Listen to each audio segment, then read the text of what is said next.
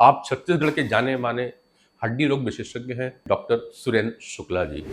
आपको विप्र गौरव सम्मान से नवाजा गया। ब्राह्मण पारा का नाम अगर आता है तो नेताओं का गढ़ कहा जाता था। बात राजनीति में मैं भी था, तो मेरे भैया ने बताया कि यदि आप बायोलॉजी लोगे तो डॉक्टर बन सकते हो। रायपुर आते ही नेतागिरी चालू हो गई। मेडिकल कॉलेज के अंदर में एक विशेष शाखा लगाने की आरएसएस की क्या आवश्यकता पड़ गई थी? तो स्टूडेंट पॉलिटिक्स की, ट्रेड यूनियन पॉलिटिक्स की एक निश्चित आधारशिला रहती है। मेरी पोस्टिंग हुई बस्तर में, और बस्तर में भी गोलापल्ली करके जगह है, में हम लोग करीब 10-12 डॉक्टर रहते थे। हम लोगों का थोड़ा आधिपत्य जैसा भी रहता था, हम लोगों जेल भी जाना पड़ता था। इंजीनियरिंग और मेडिकल कॉलेज के जो बच्चे हुआ करते थे उनके बीच में भी अपनी एक ठसन चला करती थी कि जितनी तकलीफ, जितना दर्द उसके परिवार के सदस्य को नहीं होता, जी। उससे ज़्यादा तकलीफ और दर्द हम लोग होता है, चिकित्सकों को होता है। हमारा पूरा परिवार हनुमान जी को बहुत मानता है। डॉक्टर साहब, मैं भी गुजर रहा था यहाँ से तो वो बोर्ड देखा, वहाँ पे लिखा है सर्व ट्रामा सेंटर। सर्व और ट्रामा, ये कॉम्बिनेशन समझ में नहीं आ रहा था।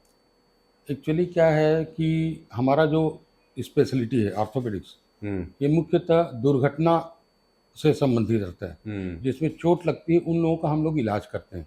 दुर्घटना मतलब ट्रॉमा। तो छत्तीसगढ़ में मुझे ऐसा लगा कि ट्रॉमा के लिए डेडिकेटेड कोई हॉस्पिटल नहीं है। तो किसी भी तरह की ट्रॉमा हो, एब्डोमिनल ट्रॉमा हो, हेड इंजरी हो या एक्सट्रीमिटीज़ की इंजरी हो, उसके लिए आप हमारे हॉस्पिटल को चुन सकते हैं। एक ट्रॉमा के सब तरह के, सर्व मतलब सब तरह के सारे ट्रॉमा के लिए हमारा हॉस्पिटल इक्विप्ड है, और उसके लिए आप हमारे हॉस्पिटल में आ सकते हैं। ठीक है, हम छत्तीसगढ़िया लोग आजकल हिंदी और छत्तीसगढ़ी इंग्लिश मिक्स करके बोलते हैं, इसलिए आपने नाम भी अच्छा चूज़ किया। अरे मैं भी भूल गया ना, ठीक जैसे आप लोग भूल जाते हो भाई चैनल को लाइक करना, सब्सक्राइब करना, वैसे मैं परिचय कराना आज भूल गया। फिलहाल परिचय कराता हूँ। आप छत्तीसगढ़ के जाने माने हड्डी रोग विशेषज्ञ हैं, आर्थोपेडिक सर्जन हैं डॉक्टर सुरेंद्र शुक्ला जी। नाम आपने सुना है, चेहरा जरूर बहुत कम दिखता है कि डॉक्टर लोग जल्दी अपने ओटी के अंदर ही पाए जाते हैं। तो चलो मैं आज बात करने आ चुका हूँ डॉक्टर सुरेंद्र शुक्ला जी के बारे में। एक बड़ी अच्छी कहावत ये भी रहती है कि इनके यहाँ से कोई मरीज वापस नहीं जाता बिना इलाज के, और ऐसे बहुत से केसेस हैं। अगर आप बातचीत करोगे तो मालूम चलेगा कि फीस दिया तो भला, नहीं दिया तो भला, ऑपरेशन में कुछ कम जमा हुआ तो भी रही है। तो ये पंडितों का खानदान ही चला आया है। एक्चुअली क्या है पांडे जी, मैं भी बहुत सामान्य परिवार से हूँ, हाँ और मैं एक बहुत छोटे से गांव से पढ़ के आया हूँ। जी। तो मुझे गांव आपका ये राहोत, पामगढ़? शिवनारायण के पास है। शिवनारायण के पास राहोत में और राहोत। पामगढ़ के बीच में राहोत करके जगह है, शिवनारायण और पामगढ़ के बीच में। तो बहुत छोटी जगह है, बहुत सामान्य परिवार से हूँ। मेरे पिताजी किसान थे। तो मैं जो वित्तीय संकीर्णता रहती है, जो लोग गरीब होते हैं उनकी स्थिति को जानता हूँ कि वो लोग कैसे अपना जीवन यापन करते हैं। और यदि कोई हमारे अस्पताल में आ गया, हमारे दरवाजे में आ गया, और यदि उसके पास पैसा नहीं है, तो मैं कोशिश करता हूँ कि जब 10 पेशेंट से आप लेते हैं तो 1-2 पेशेंट को बिना पैसे दिए भी आप इलाज कर सकते हैं। और हमारी अपेक्षाएं, आकांक्षाएं बहुत कम है। ब्राह्मण हूँ मैं, तो मेरे सारे भाई सब नौकरी में हैं। मैं प्राइवेट प्रैक्टिस में पता नहीं कैसे आ गया। तो जितना हम लोग सोचे थे एक विलेज मिडिल क्लास बैकग्राउंड के से, उससे भगवान हमको ज़्यादा ही देता है। तो हम ये चाहते हैं कि हमारे दरवाजे में जो आए उसको समुचित इलाज मिल जाए, चाहे उसके पास पैसा हो या ना हो। ऐसी सोच के साथ हम लोग काम करते हैं। इसलिए आपको विप्र गौरव सम्मान से नवाजा गया। आपको आपका एक्सरसाइज बहुत अच्छा है। निश्चित रूप से मुझे विप्र गौरव सम्मान से भी सम्मानित किया गया है, और इसके लिए मैं समाज का भी धन्यवाद ज्ञापित करूंगा। और मेरा जो नर्सिंग होम है ब्राह्मण पारा में ही है, ब्राह्मणों के बीच का है, और मुझे मेरे समाज से भी बहुत सहयोग मिलता है। ब्राह्मण पारा का नाम अगर आता है, और तत्कालिक मध्य प्रदेश में जब छत्तीसगढ़ था तो नेताओं का गढ़ कहा जाता था, तो शुक्ला जी कितने नेतागिरी पे आए? एक समय था जब ब्राह्मण पारा की बहुत तूती बोलती थी, जी। और सारे कॉलेज जो है लोग ब्राह्मण पारा को पार करके ही जाते थे। बिल्कुल। तो एक एरा था, एक एरा क्या, एक बहुत लंबा समय था जब छात्र राजनीति में, कॉलेज में, यूनिवर्सिटी में ब्राह्मण पारा का वर्चस्व रहता था। छात्र राजनीति में मैं भी था। मैं पंडित जवाहरलाल नेहरू मेडिकल कॉलेज के स्टूडेंट यूनियन में, छात्र संघ में सह सचिव रहा। फिर जूनियर डॉक्टर एसोसिएशन का सचिव और फिर अध्यक्ष भी रहा। तो ऐसा मेरा भी राजनीतिक थोड़ा इन्वॉल्वमेंट रहा है।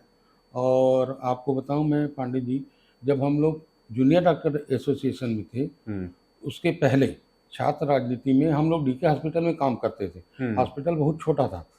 तो हम लोगों ने जो अभी अंबेडकर हॉस्पिटल है, अंबेडकर हॉस्पिटल 700 बिस्तर हॉस्पिटल, इसके लिए हम लोगों ने ही बहुत बड़ा आंदोलन किया था। तो चलते थोड़ा सा डॉक्टर साहब के अस्पताल भी घूमते हैं और चर्चाएं चलते चलते बातचीत भी होती रहेगी डॉक्टर साहब आपके साथ में। तो एक बार अस्पताल भी घूम लिया जाए।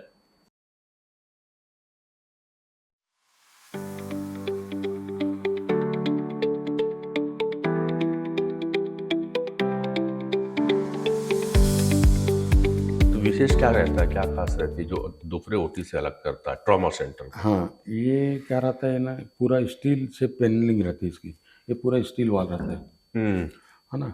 और इसका हवा आने का और जाने का एक निश्चित वो रहता है, जो पेशेंट के ऊपर वो एंटीबैक्टीरियल हवा आता है, फिर वो ऐसा करके चला जाता है इस पे तो एक वेव बनता है ऐसा। अच्छा, ओके। ऐसा करके ऐसा वेव बनता है पूरा। तो मतलब कुल मिलाकर के जो फ्रेश एयर भी आती रहती है, फ्रेश एयर आती है और उसमें हेवा फिल्टर रहता है, जिसमें बैक्टीरिया डस्ट सबको फिल्टर करके वो हवा को भेजता है।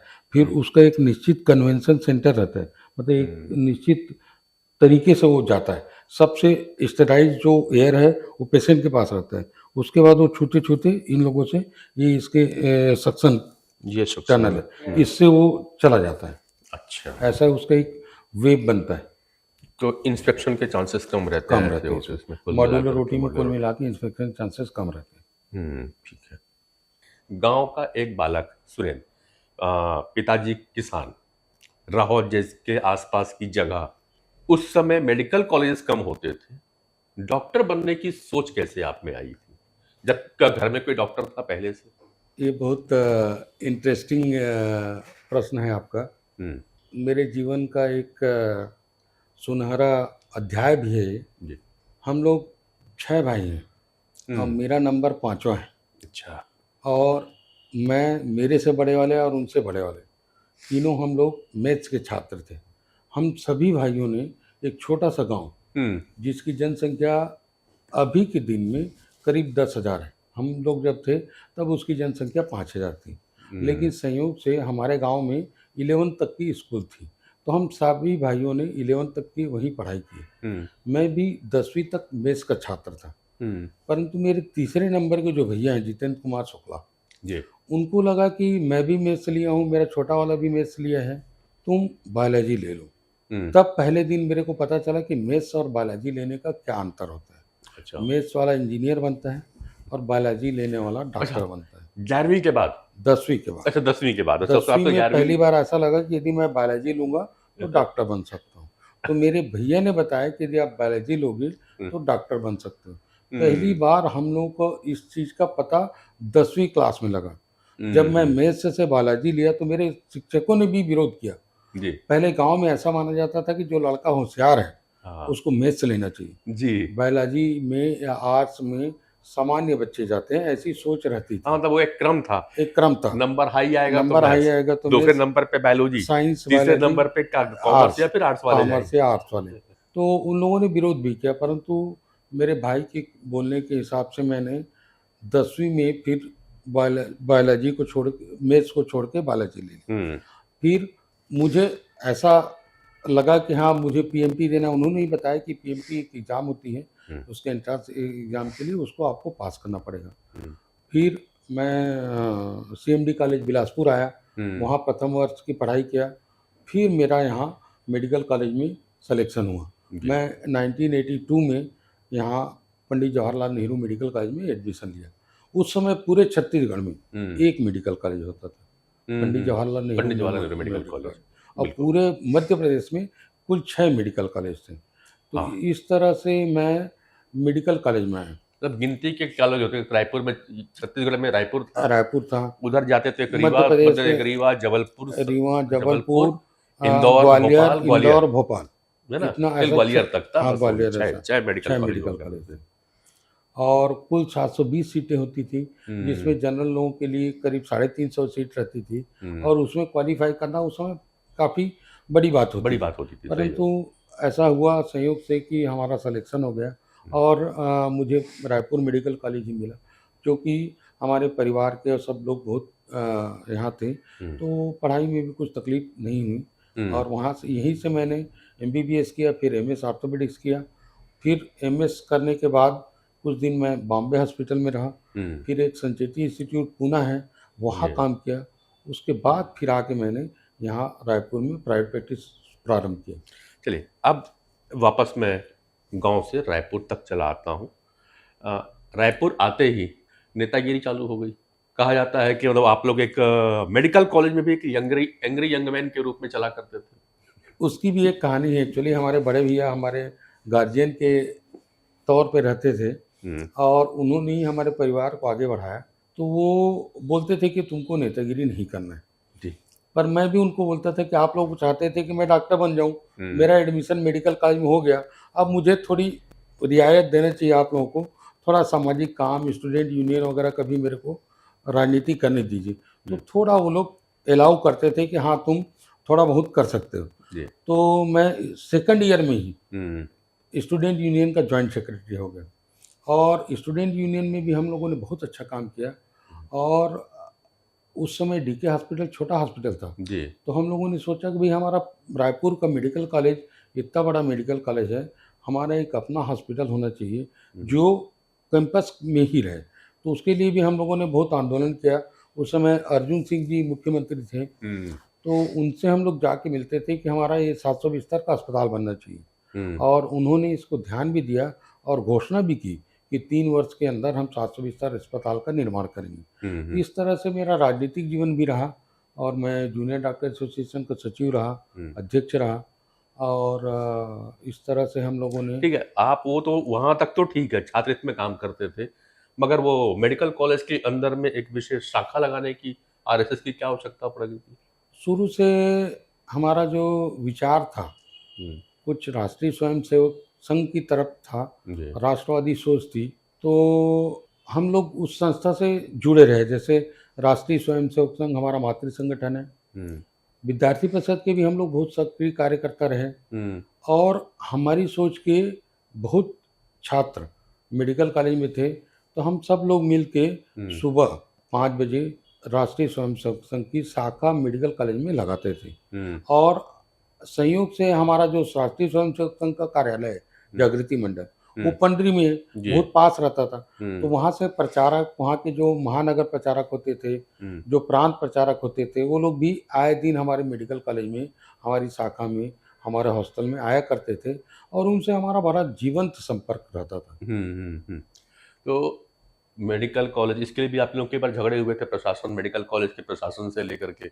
देखिए, जो स्टूडेंट यूनियन की राजनीति रहती है, चाहे वो जूनियर डॉक्टर एसोसिएशन हो या स्टूडेंट यूनियन हो, छात्रों के लिए लड़ना पड़ता है। और आप बेस में जाएंगे यूनियन की राजनीति के, तो जब तक आप प्रशासन से मांग नहीं करेंगे, जब तक आप अपने अथॉरिटी से, अपने डीन से, अपने प्रशासन से या शासन से, राज्य शासन से, जब तक आप आग्रह नहीं करेंगे, हठ नहीं करेंगे, उनसे लड़ाई नहीं करेंगे, तो आप स्टूडेंट का भला नहीं कर सकते। तो स्टूडेंट पॉलिटिक्स की, ट्रेड यूनियन पॉलिटिक्स की एक निश्चित आधारशिला रहती है कि आपको लड़कों के लिए, स्टूडेंट के लिए अपने शासन से, अपने प्रशासन से लड़ के उनकी सुविधा की व्यवस्था करना, उसके लिए संघर्ष करना, यही एक स्टूडेंट यूनियन का नियम रहता था। कि ठीक है, एमबीबीएस तक तो आ गए, भाई ने बता दिया पीएमटी देना है, डॉक्टर बनना है, आप एमबीबीएस में आए, फिर ये आर्थोपेडिक की ब्रांच उठाने की आवश्यकता? जो विषय का अलॉटमेंट होता है, अभी तो प्री पीजी एग्जाम हो गया, एमबीबीएस के बाद एक एग्जाम देना पड़ता है, और उसमें आपका जो नंबर है उसके हिसाब से आपको सब्जेक्ट मिलेगा। हमारे समय में एमबीबीएस का जो नंबर होता था 3 साल का, फर्स्ट एमबीबीएस, हमारे समय 5 साल में 3 एग्जाम होते थे, 1.5 साल में एक एग्जाम होते थे। तो first MBBS, second MBBS, final MBBS, इन तीनों एमबीबीएस का जो एग्रीगेट मार्क होता था, उसके अनुसार आपको पीजी सीट मिलता था। ठीक है। अब आप पांडे जी इस बात पे एक प्रश्न पूछे तो आपको एक इंटरेस्टिंग चीज़ बता रहा हूँ। हम्म मैं पढ़ाई में बहुत ज़्यादा अच्छा स्टूडेंट नहीं था और हम्म मेरा मेरिट में बहुत ज़्यादा नंबर भी नहीं था। हम्म परंतु चूँकि हम स्टूडेंट यूनियन में, जूनियर डाटा एसोसिएशन में सक्रिय रहते थे, तो हम्म, हम लोग ने अपने जो मेरा विषय मिला ऑर्थोपेडिक्स, उसमें हम लोगों ने एक सीट भी आगे बढ़वाई, जो कि अच्छा। अभी भी वो कंटिन्यू है इस मेडिकल कॉलेज के लिए। ओके। और इस कारण से मेरे को एमएस ऑर्थोपेडिक्स की सीट मिली और हम्म। आज मैं अस्थि रोग विशेषज्ञ के रूप में इस शहर में काम कर रहा हूँ। अच्छा। भाभी जी डॉक्टर मेडिकल फील्ड से नहीं है? नहीं, हाउसवाइफ हूँ। शुरू से कुछ ऐसा मेरा सोच था हाँ, कि घर देखने के लिए हाउसवाइफ से शादी करना चाहिए, तो प्रारंभ से ही मेरा चिकित्सकीय जीवन से ही, मेडिकल कॉलेज से ही थोड़ा ऐसा झुकाव था चलो ठीक है, मतलब कि नॉन चिकित्सक मेडिकल से शादी करने का। घर में चिकित्सक की बातें नहीं होनी हाँ, चाहिए। तो अस्पताल की बातें अस्पताल में रहे और अस्पताल घर में की रहनी बातें चाहिए। घर पे होनी सबका चाहिए। अपना-अपना अलग-अलग सोच अलग रहता है। अलग रहता है। आ, जो आपका दौर था डॉक्टर साहब, वो जनरली नौकरी पेशा का दौर ज़्यादा होता था और प्राइवेट अस्पताल खोलना, मतलब जनरली डॉक्टर समझ नहीं पाते थे। तो आपका प्राइवेट क्यों झुकाव क्यों हुआ, जबकि बहुत सारे ऑप्शन रहे होंगे अपन गवर्नमेंट जॉब करने के? देखिए, जो बोलते हैं ना भगवान कि कभी आपके साथ बुरा हुआ, हम्म। तो भी अच्छा हुआ। अच्छा। ऐसा इंसिडेंस मेरे साथ घटा है। हम्म मैं जब एमबीबीएस करके निकला, मेरे 5 भाई सब गवर्नमेंट सर्विस में थे। हम्म अब मैं डॉक्टर हूँ, मैंने पीएससी दिया, इंटरव्यू दिया, मेरा सिलेक्शन हुआ। राज्य शासन में जो चिकित्सा अधिकारी, उस समय असिस्टेंट सर्जन बोलते थे, हम्म आजकल मेडिकल ऑफिसर बोलते हैं। और कोल इंडिया में भी मेरा इंटरव्यू में हो गया। जी। जब मैं कोल इंडिया का ज्वाइन करने गया, तो मेरे एक परिचित थे, जो हम्म, ब्राह्मण थे, वो पीआरओ थे वहाँ पे, south eastern coal field limited. जी। उन्होंने मुझे बोला कि एसीसीएल में आप आओगे तो इंजीनियर आपके पूरी ज़िंदगी आपके ऑफिसर रहेंगे, हम्म तो आप इसको ज्वाइन मत करो। तो मैंने कोल इंडिया ज्वाइन नहीं किया। फिर भारतीय जनता पार्टी का शासन था, मैंने असिस्टेंट सर्जन ज्वाइन किया। हम्म आपको ताज्जुब होगा कि इतना सक्रिय रहने के बावजूद मेरी पोस्टिंग हुई बस्तर में, हम्म और बस्तर में भी गोलापल्ली करके जगह है। हम्म आपको काफी नुकसान। विश्वास नहीं होगा कि अभी आज के भी डेट पे पूरे हम्म संयुक्त मध्य प्रदेश में, छत्तीसगढ़ और मध्य प्रदेश दोनों को मिला के यदि सोचेंगे, तो गोलापल्ली से इंटीरियर पोस्टिंग आपकी नहीं हो सकती। बिल्कुल बिल्कुल। वहाँ पे 40 किलोमीटर पैदल या अपने वाहन से जाना पड़ता था, कोई हम्म बस या उसकी सुविधा नहीं थी। हम्म मैंने बहुत प्रयास किया, लेकिन मेरा ट्रांसफ़र इवन रोड में भी नहीं हुआ। बस्तर में भी मैं बोला कि दोरनापाल में हो जाए, तोकापाल में हो जाए, या हम्म जगदलपुर, कांकेर, कोंडागांव जैसी जगह हो जाए। बहुत प्रयास किया, नहीं हुआ। हम्म मैं बहुत दुखी हुआ कि मेरे साथ ऐसा क्यों हुआ। हम्म लेकिन आप ये सोचिए कि यदि मेरी पोस्टिंग ऐसे जगह हो जाती, तो मैं आज भी असिस्टेंट सर्जन रहता। हम्म पता नहीं क्या हुआ, एक दिन मेरा ऐसा लगा कि मुझे नौकरी नहीं करनी चाहिए। मैं नौकरी से रिज़ाइन करके सीधा बॉम्बे चला गया। हम्म मैं बॉम्बे जाने के बाद घर में बताया कि मैं नौकरी छोड़ दिया हूँ और मैं बॉम्बे आ गया हूँ सीखने के लिए। फिर बॉम्बे में मैंने कुछ दिन काम किया सीखने के हिसाब से, फिर मैं पूना में रहा। हम्म फिर कुछ ऐसा संयोग हुआ कि मेरे पिताजी उस समय बहुत मेरे को पत्र लिखा करते थे कि तुम वापस आ जाओ। और मैं फिर पूना से वापस आ गया और यहाँ प्राइवेट प्रैक्टिस प्रारंभ किया। जी। एक सफ़र हुआ आपका तात्यापारा से, यशवंत हॉस्पिटल में भी आपकी चालू हुई, फिर एक बड़े अस्पताल में आप डायरेक्टर के पद पे गए और फिर आकर के एक प्रकार की नई शुरुआत सर्व ट्रॉमा सेंटर से, एक उतार चढ़ाव। मगर एक चीज़ जरूर इस बीच में कहूँगा, जो मेरा पर्सनल फीडबैक है, जो मेरा एनालिसिस है, मरीज के रूप में और उनकी फैमिली का एक अलग फेथ, विश्वास डॉक्टर सुरेंद्र शुक्ला के ऊपर में है। वो नाम से आते हैं, जल्दी लोग अस्पताल के नाम से जाते हैं, बस कुछ चेहरे ऐसे हैं, कुछ चिकित्सक ऐसे जिनके नाम से डॉक्टर सुरेंद्र शुक्ला जैसे लोग हैं, जिनके पास लोग आते हैं। इसके पीछे का क्या कहेंगे कि आपका सामाजिक कार्य क्षेत्र है, या आपका राजनीतिक कार्य क्षेत्र रहा जो राष्ट्रवादिता को आप लेके चलते रहे, या आपकी अपनी स्किल रही है? इसका मैं सोचता हूँ 2 मुख्य कारण हैं। हम्म, एक तो मेरी पारिवारिक पृष्ठभूमि, जी। जिसमें मेरे पिताजी को या मेरे भाइयों को बहुत वित्तीय अपेक्षाएँ, आकांक्षाएँ बहुत ज़्यादा नहीं थी। हम्म दूसरा, आपने जो बोला, मेरा राजनीतिक हम्म जो मेरा संगठन है, राष्ट्रीय स्वयंसेवक संघ, हम्म अखिल भारतीय विद्यार्थी परिषद, इन सब की भी शिक्षा और संस्कार का असर रहा है हम्म कि बहुत ज़्यादा पैसे के पीछे नहीं भागना है और बहुत गलत करके पैसा नहीं कमाना है। जिस मिडिल क्लास फैमिली से हम आए हैं, तो हमारी आवश्यकताएं आकांक्षाएं बहुत सीमित थी। तो समाज में एक अच्छा काम करना है। जी। ठीक है, आपको एज ए डॉक्टर एक हॉस्पिटल बनाने के लिए, इक्विपमेंट लेने के लिए, आपको विकास करने के लिए पैसे की ज़रूरत है। तो जितना आपको बनता है उतना पैसा लीजिए, लेकिन कभी किसी को जैसे ज़रूरत नहीं है उसको ऑपरेशन नहीं करिए। जिसको प्लास्टर की ज़रूरत है प्लास्टर लगाइए, जिसको ऑपरेशन की ज़रूरत है तो ऑपरेशन करिए। ऑपरेशन में भी जितना उचित उससे फीस लेना है उतना ही लीजिए। बिल्कुल। तो ऐसी भावनाओं के साथ हमने आगे काम किया और उसी का कारण है, आप लोगों का विश्वास है कि आज लोगों का समाज में इतना हमको सम्मान मिलता है। तो आप हैं डॉक्टर सुरेंद्र शुक्ला, छत्तीसगढ़ के जाने माने अस्थि रोग विशेषज्ञ। 2014 डॉक्टर्स डे के उपलक्ष्य में एक बहुत सम्मानी अवार्ड दिया जाता है, डॉक्टर BC रॉय सम्मान। आप 2014 में उससे सम्मानित किए गए थे। ये इसलिए बता रहा हूं कि अब मुझे ये बताने की आवश्यकता नहीं पड़ेगी कि क्यों दिया गया था। आपने सारी घटनाएं सुन लिया, तो वो जस्टिफाई करते हैं और उसके हकदार होते हैं उस सम्मान के। अब एक और सा डॉक्टर साहब आते, क्योंकि हर चीज़ों के खट्टे मीठे अनुभव हमने आपके साथ में शेयर किया। थोड़ा सा वापस कॉलेज लाइफ में चलते हैं, क्योंकि उससे बेहतरीन लाइफ नहीं होती है। तो आपके साथ में नेतागिरी करने वाले और मस्ती करने वाले 2-4 खास दोस्त तो जरूर रहे होंगे, उनको भी एक बार याद कर लिया जाए।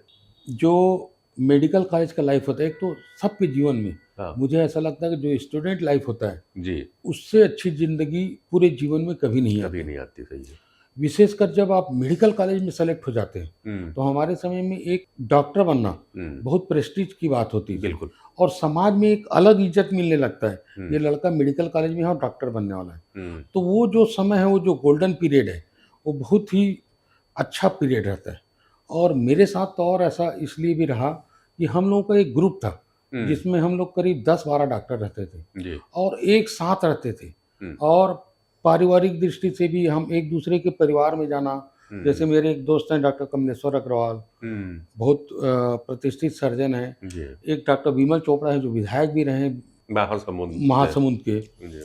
बहुत अच्छा ग्रुप था हम लोग का। डॉक्टर नितिन जैन है जो कवर्धा में बहुत अच्छे प्रैक्टिशनर हैं। ऐसा हम लोग का 12-15 लोगों का बहुत अच्छा ग्रुप होता था। और हम लोग मेडिकल कॉलेज में भी, चाहे वो स्टूडेंट यूनियन हो या कोई काम कराना हो या हॉस्टल में भी हो, हम लोग अपने एक तो लड़कों के साथ समाज के लिए बहुत अच्छा काम भी करते थे और हम लोगों का थोड़ा आधिपत्य जैसा भी रहता था। हम शासन से, प्रशासन से जो चाहते थे काम हम लोग हठपूर्वक करवा लेते थे। ऐसी हमारी स्थिति थी।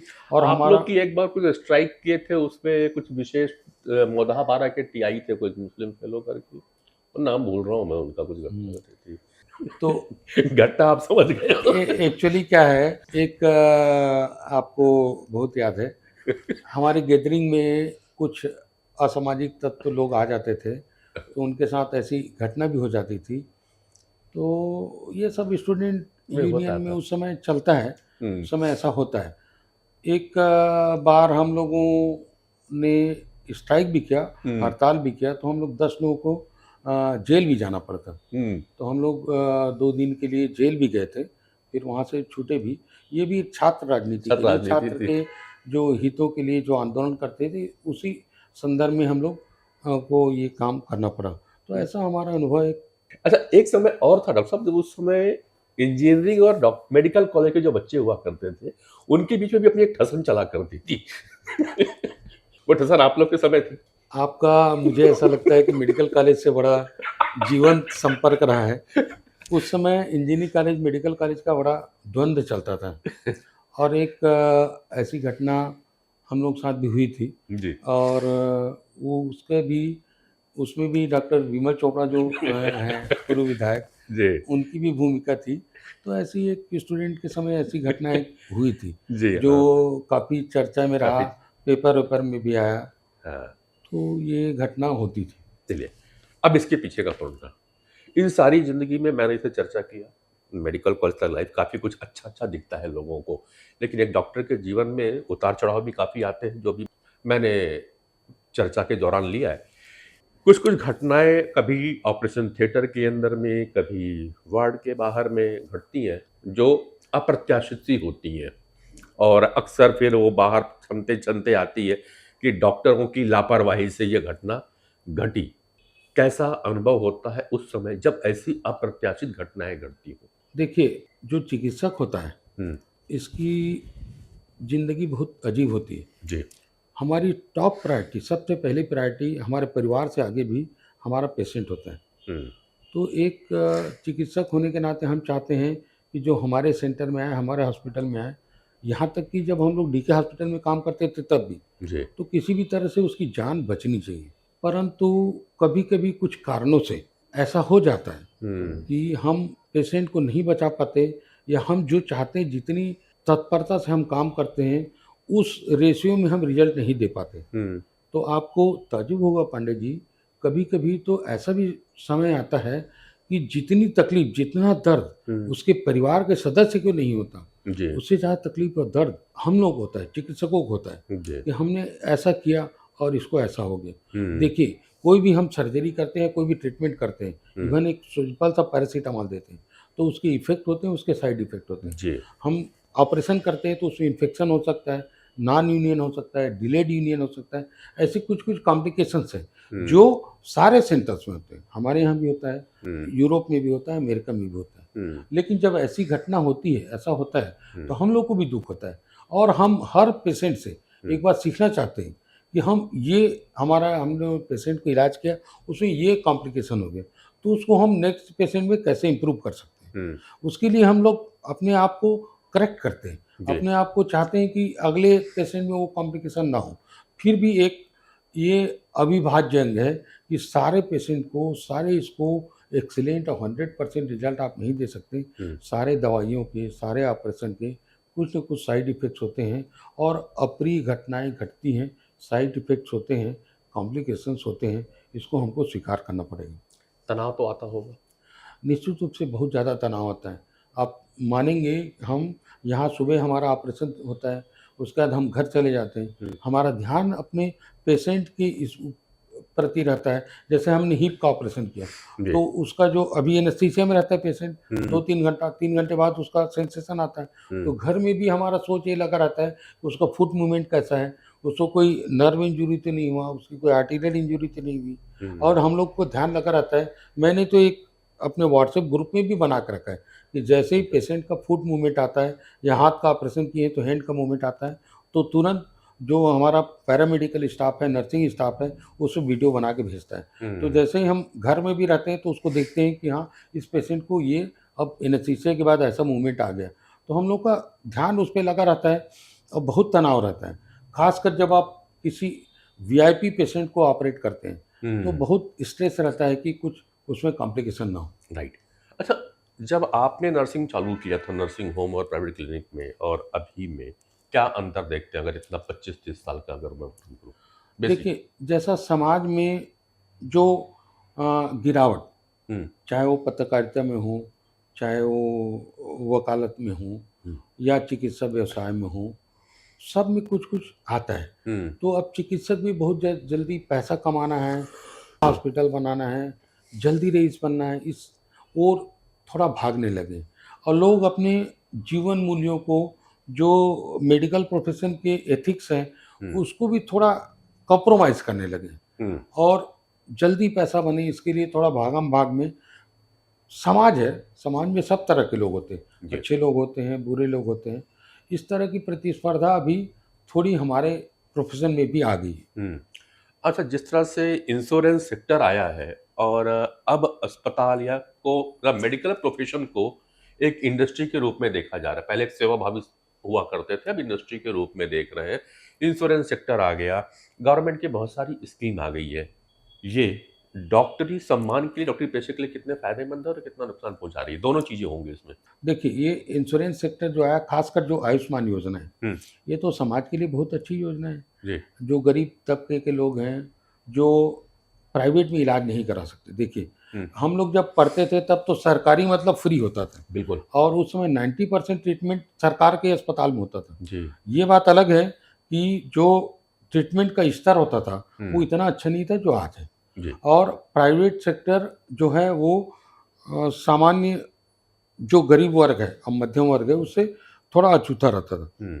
अब जो आयुष्मान योजना है, इसमें पेशेंट जो है वो गवर्नमेंट में भी जा सकता है, प्राइवेट में भी जा सकता है। तो उनकी अफोर्डेबिलिटी बढ़ गई और वो प्राइवेट में भी जाके अपना इलाज करा सकते हैं। ठीक है। और एक निश्चित रूप से कि भाई जो आयुष्मान कार्ड है उसको जनरल वार्ड में एडमिट करते हैं, लेकिन उसको जो इंफ्रास्ट्रक्चर है, जो ऑपरेशन थिएटर है, जो डॉक्टर है, जो मेडिकल स्टोर है, पैथोलॉजी है, उसको अच्छी सुविधा मिल जाती है। तो ये एक बहुत बड़ा अच्छा कदम है।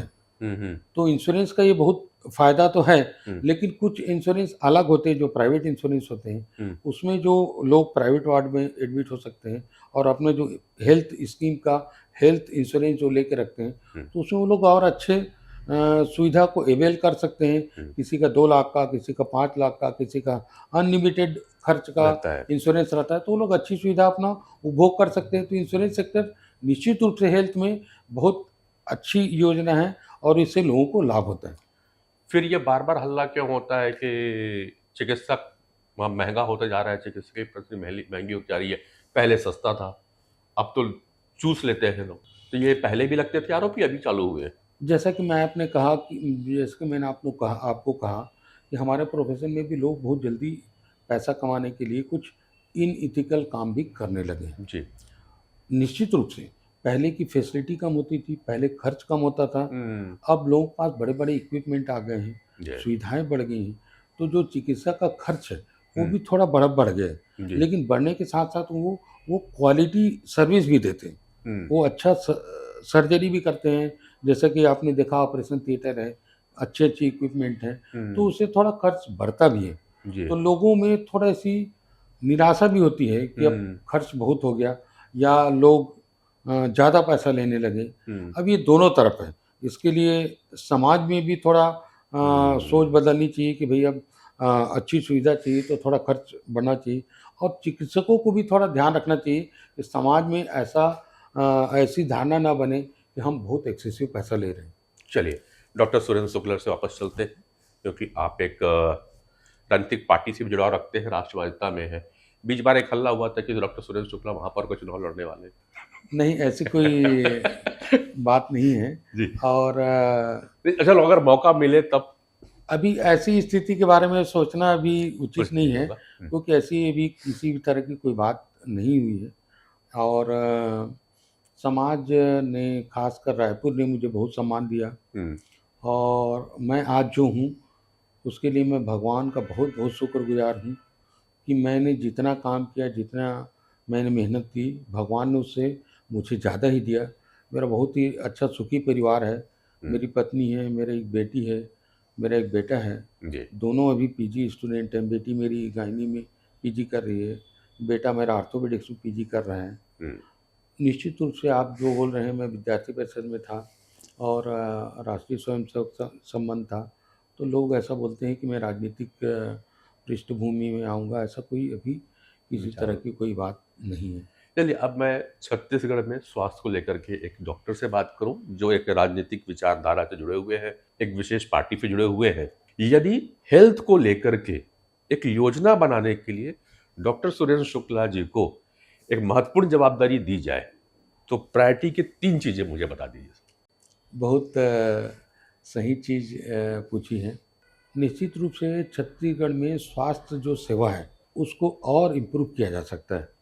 एक तो मैं धन्यवाद दूंगा हमारे माननीय अटल बिहारी वाजपेयी जी को, और पता नहीं कैसे, या तो मेरा संस्कार है, जिस संस्था से मैं जुड़ा हूँ उसके कारण है ये शब्द आ रहे हैं कि उन्होंने छत्तीसगढ़ को एज ए प्रांत अलग कर दिया। बिल्कुल। दूसरा, प्रधानमंत्री ग्रामीण सड़क योजना। मैं एक गांव में रहता हूं, इसलिए मैं इस चीज़ को जानता हूं। यदि आपका गांव छोटा है लेकिन यदि आपका अप्रोच बहुत अच्छा है, यदि आपकी रोड अच्छी है, मेरा गांव बहुत छोटा गांव है लेकिन अकलतरा तक अभी एक बहुत अच्छा रोड बन गया। अकलतरा में एक डीएवी स्कूल आ गया। तो एक सिविल से बस चलती है सुबह और 20 मिनट में वो आपको अकलतरा पहुंचा देती है। 15 से 20 मिनट में राहत से आप अकलतरा आ सकते हैं। तो मेरे गांव के बच्चे भी वो डीएवी स्कूल की सुविधा को अवेल कर सकते हैं, वहाँ वो जाके पढ़ सकते हैं। तो यदि आपकी सड़कें अच्छी होगी तो भी गांव में हम अच्छी सुविधा दे सकते हैं। सेम चीज़ स्वास्थ्य के लिए, मैं तो ये चाहता हूँ कि जो बहुत छोटे छोटे गांव में जो पीएससी मिनी पीएससी खोलते हैं, ऐसे जगह बहुत ज़्यादा अपन होड़ न लगाएं। क्या होता है, जो विधायक बन गया या जो मंत्री बन गया, वो ये चाहता है कि मेरे गांव में या छोटे गांव में मिनी पीएससी बन जाए, पीएससी बन जाए, चाहे वहाँ सुविधा रहे कि ना रहे, वहाँ चिकित्सक हैं कि नहीं है। मेरी एक सोच है कि एक अच्छे जगह में तहसील स्तर में हो, जिला स्तर में हो, बहुत अच्छा हॉस्पिटल बने, जहाँ पे अच्छे डॉक्टर हों, अच्छी सुविधाएं हों, डॉक्टर के भी बच्चों के लिए पढ़ने के लिए स्कूल हो, वहाँ बिजली हो, आने जाने की सुविधा हो। ऐसी जगह एक वेल इक्विप्ड हॉस्पिटल बनाया जाए और उनको जो गांव की जगह है उनको अच्छी रोड बना के कम्युनिकेशन को इम्प्रूव किया जाए और एम्बुलेंस से तत्काल उनको उस जगह पे लाया जाए और उनको अच्छी सुविधा दिया जाए। ऐसी मेरी एक सोच इस चिकित्सा व्यवसाय के लिए है। चलिए डॉक्टर साहब, जैसे जैसे डेवलपमेंट हो रहा है छत्तीसगढ़ में और रोड काफ़ी बनी है, चौड़ी रोडें बन गई हैं, तो एक्सीडेंटल केसेस भी बहुत आते हैं। ऐसे में ट्रॉमा सेंटर की क्या उपयोगिता होती, जो आपने डेडिकेट किया, क्या खास? एक्चुअली देखा जाए तो आजकल एक्सीडेंट की संख्या इतनी ज़्यादा है पूरे भारतवर्ष में, एक साल में करीब 5 लाख लोग एक्सीडेंट होते हैं। ठीक है। और आपको जान के आश्चर्य होगा कि साल भर में 1.5 लाख लोगों को हम लोग खो देते हैं। मतलब 5 लाख एक्सीडेंट होता है और 1.5 लाख लोगों की मृत्यु हो जाती है। यदि हजारों या लाखों में मृत्यु हो जाती है, जैसे कोरोना है, तो पूरा हाहाकार मच जाता है जी। और उसमें पूरा मशीनरी, पूरा गवर्नमेंट लग जाता है और पूरा समाज उस पर केंद्रित हो जाता है, परंतु इन चीज़ों के ऊपर लोगों का कम ध्यान जाता है। एक्चुअली एक्सीडेंट को हम प्रिवेंट कर सकते हैं और सबसे खास बात ये रहती है कि जो एक्सीडेंट जिसका होता है वो बहुत प्रोडक्टिव एज में होता है। जो एक्टिव लोग होते हैं, चाहे हाँ। इंडस्ट्रियल ट्रॉमा हो या रोड ट्रैफिक एक्सीडेंट हो, इसमें ऐसे लोगों की मृत्यु होती है, ऐसे लोग एक्सीडेंट के शिकार होते हैं जो एक्टिव एज के रहते हैं। बिल्कुल। जनरली वो 25 से लेकर के 45-50 साल के वर्ग के लोग रहते हैं, जो बिल्कुल। हमारे समाज के लिए, हमारे परिवार के लिए बहुत ही उपयोगी लोग होते हैं, जिनकी शिक्षा पूरी हो चुकी है, जो अपने एजुकेशन को कंप्लीट करके अपने समाज को, अपने परिवार को, अपने प्रदेश को, अपने देश को देने की अवस्था रहती है। ऐसे समय में वो लोग दुर्घटनाग्रस्त हो जाते हैं। तो या तो पूर्ण रूप से वो चले जाते हैं या पार्शियली, आंशिक रूप से उनको कुछ, जैसे हाथ पैर की अपंगता आ गई या कट गया है या कुछ काम करने में कमी हो गई, ऐसा दुर्घटना होने का चांस रहता है, जो कि बहुत बड़ी चीज़ है। और हमको, समाज को, सरकार को इस बारे में सोचना चाहिए कि हम दुर्घटना कैसे कम कर सकते हैं। बिल्कुल। तो जैसे डॉक्टर आपने कहा कि 5 लाख की एक्सीडेंट होती है और उसमें लगभग लाख सवा लोग को हम खो देते हैं। अस्पताल तक पहुंच गया और इसके बाद में उनके सर्वाइव होने की कितनी पॉसिबिलिटीज रहती है, अगर ऐसे, वो मैं उन सवा लाख की बात कर रहा हूँ। मूलतः जब कोई व्यक्ति दुर्घटना का शिकार होता है तो उसका जो पहला 1 घंटा है जी। उसको हम लोग गोल्डन आवर बोलते हैं। राइट। तो उस 1 घंटे में यदि वो सरवाइव कर गया तो उसके सर्वाइवल के चांसेस बहुत ज़्यादा बढ़ जाते हैं। एकदम निश्चित रूप से परसेंट के रूप में नहीं बोल सकता मैं। जैसे किसी को चोट लगी और उसको ब्लीडिंग हो रहा है, यदि हम उसकी ब्लीडिंग को ही रोक दें तो भी उसके सर्वाइवल के चांसेस बहुत बढ़ जाते हैं। अगर किसी बंदे को, चलो ये अभी आपसे बात हुई ट्रॉमा सेंटर है जहाँ पे आप पूरा केयर करते हो, तो उन्हें कन्फ्यूजन रहता है या उस समय ऐसी सिचुएशन पैनिक रहती है कि लोगों को याद नहीं आता कि लेके कहाँ जाए और कैसे कांटेक्ट करें, इसके लिए कुछ सुविधाएं आपके यहाँ से? हमारे यहाँ तो सब ट्रॉमा का ही सेंटर है, तो प्राइमरी सब रिसस्टेशन का सारा इक्विपमेंट है, सारी सुविधाएं हैं। पर यदि आप किसी को दुर्घटनाग्रस्त देखते हैं तो पिछले कुछ वर्षों में देखा हूँ, 8-10 वर्षों में, तो इस और सरकार का भी बहुत ज़्यादा ध्यान गया है। हाँ। पहले लोग दुर्घटना हो जाता था तो लोग ले जाते नहीं थे, बिल्कुल। पुलिस की कार्यवाही इतनी जटिल होती बहुत थी लंबा तो टाइम उनको लगता ये था। लगता था कि हम ही फंस जाएंगे, हमको गवाही देना पड़ेगा। लेकिन अब ऐसा नहीं है। हमारे सरकार ने तो ये भी घोषणा की कि यदि आप किसी आहत को लेके हॉस्पिटल जाते हैं तो उसको इनाम के रूप में 5,000 रुपये भी दिया जाता है जी। कि आपने इसकी इस तरह की सेवा की। तो आजकल बहुत इजी हो गया है, लोग 108 में भी फ़ोन कर देते हैं, पुलिस भी बहुत जल्दी आ जाती है और ऐसा करके हम उन लोगों को हेल्प कर सकते हैं जल्दी से। नियरेस्ट हॉस्पिटल में जो भी है, चाहे वो गवर्नमेंट हॉस्पिटल है या प्राइवेट हॉस्पिटल है, प्राइवेट हॉस्पिटल वालों को भी अब सरकार बहुत ज़्यादा कानूनी तौर पे परेशान नहीं करती है, वो भी अपना इलाज प्रारंभ कर सकते हैं। अब बाद में उसकी पुलिस की कार्यवाही की जा सकती है। ठीक तो है। ये बदलाव कुछ सालों में समाज में आया है। तो डॉक्टर सुरेंद्र शुक्ला जी से काफ़ी कुछ बातें हुई हैं, बात करूंगा तो पिछले 30 साल के लिए तो आधे घंटे कम होगा, तो विराम यही दूंगा। बस एक और, मैं जहाँ जहाँ अस्पताल नजर डालता हूँ बजरंगबली विराजे रहते हैं, मैं राहौत, जैसे आपको बताया कि राहौत का हूँ, उससे 2 किलोमीटर पे एक मेहंदी करके जगह है। एक तो मेहंदी बालापुर जो है, जी। वो राजस्थान में बहुत फेमस क्या हनुमान जी का फेमस मंदिर जगह, है। बिल्कुल। मेहंदी में भी हनुमान जी हैं। हमारा पूरा परिवार हम्म। हनुमान जी को बहुत मानते हैं और सब उसके बहुत भक्त हैं। हम्म। जैसे ऑपरेशन थिएटर में भी आप देखे मैंने होंगे देखा है। कि वो मेहंदी के हमारे बजरंगबली की ही मूर्ति है। जी। हम लोग कोई भी एग्ज़ाम पास करते हैं या किसी की नौकरी लगती है या कोई शादी होती है, हम्म। तो सबसे पहले हनुमान जी के दरबार में जाके आशीर्वाद लेना हम लोग का एक नियम है। ये हमारे परिवार का संस्कार है। मेरे पिताजी चाहे 90 साल के भी हो गए, मेरे पिताजी का स्वर्गवास 98 साल की आयु में हुआ। जब तक वो चलने फिरने लायक थे, जी। तब तक हर मंगलवार को मेहंदी के बजरंगबली में नारियल चढ़ाने के लिए जाते, और शायद उन्हीं की कृपा है कि हमारे सब परिवार ने इतनी उन्नति की। बिल्कुल। तो अब आपको इतने देर की बातों में समझ में आया होगा अंतिम में कि डॉक्टर सुरेंद्र शुक्ला इतने विनम्र क्यों हैं, क्योंकि बजरंगबली से विनम्र कोई नहीं है। विनम्रता सीखनी है और झुकना सीखना है तो बजरंगबली जी हैं। तो जय श्री राम के साथ मैं आज का व्याख्यान यही समाप्त करूंगा। मुलाकात आपको कैसा लगा लिख भेजिएगा कमेंट्स पे। नमस्कार। धन्यवाद, आपको बहुत बहुत सत धन्यवाद।